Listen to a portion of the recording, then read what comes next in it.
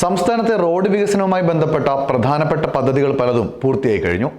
സംസ്ഥാന സർക്കാർ ഒറ്റയ്ക്കും കേന്ദ്ര സർക്കാരിൻ്റെ വിഹിതത്തോടെയും നിർമ്മാണം പൂർത്തിയാക്കിയ റോഡുകൾക്കൊപ്പം സംസ്ഥാന വിഹിതം നൽകി കേന്ദ്ര സർക്കാർ പൂർത്തിയാക്കുന്ന ദേശീയപാതകൾ വരെ അതിൽ ഉൾപ്പെടുന്നുണ്ട്.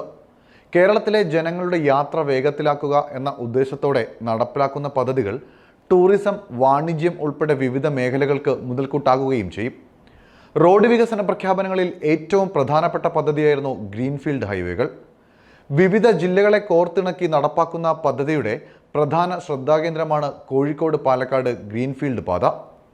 നിലവിൽ ആ പാതയുടെ അവസ്ഥ എന്താണ്, പ്രവർത്തന നടപടികൾ എന്തായി എന്നും പരിശോധിക്കാം.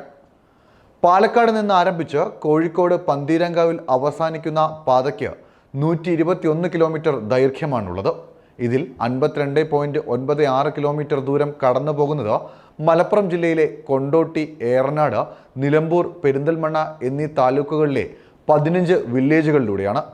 NH 544-ന്റെ അതായത് സേലം, കൊച്ചി, കന്യാകുമാരി റോഡിൻ്റെ പാലക്കാട് ജില്ലയിലെ മരുത് റോഡ് ഗ്രാമത്തിൻ്റെ ഭാഗത്തു നിന്ന് തുടങ്ങി കോഴിക്കോട് ജില്ലയിലെ ഒളവണ്ണയിൽ ദേശീയപാത 66 അവസാനിക്കുന്ന രീതിയിലാണ് പുതിയ പാതയുടെ രൂപരേഖ. പദ്ധതിക്കായി ആകെ 547.41 ഹെക്ടർ ഭൂമിയാണ് ഏറ്റെടുക്കേണ്ടത്. അതിൽ 236 ഹെക്ടർ പ്രദേശം മലപ്പുറം ജില്ലയിൽ നിന്ന് മാത്രം ഏറ്റെടുക്കണം.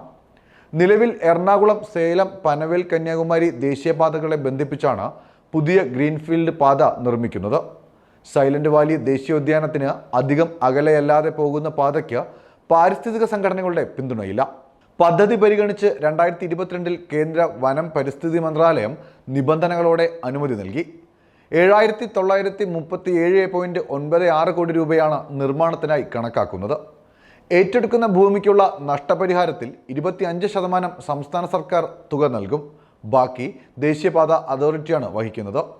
ഭൂമി, കെട്ടിടങ്ങൾ ഉൾപ്പെടെയുള്ള എല്ലാ നിർമ്മിതികൾക്കും കാർഷിക വിളകൾ, മരങ്ങൾ എന്നിവയ്ക്കും വെവ്വേറെയാണ് നഷ്ടപരിഹാരം. 2022 ആരംഭിച്ച പ്രവർത്തനങ്ങൾ പുരോഗമിക്കുന്നതായാണ് റിപ്പോർട്ട്. 2024 ജനുവരിയിൽ പദ്ധതിക്കായി പ്രത്യേക പരിഗണന നൽകുന്നതായി മന്ത്രി നിതിൻ ഗഡ്കരി വ്യക്തമാക്കിയിരുന്നു. പദ്ധതിയുടെ നിർമ്മാണ തുക 10,371 കോടിയാക്കിയെന്നും മന്ത്രി പറഞ്ഞിട്ടുണ്ട്.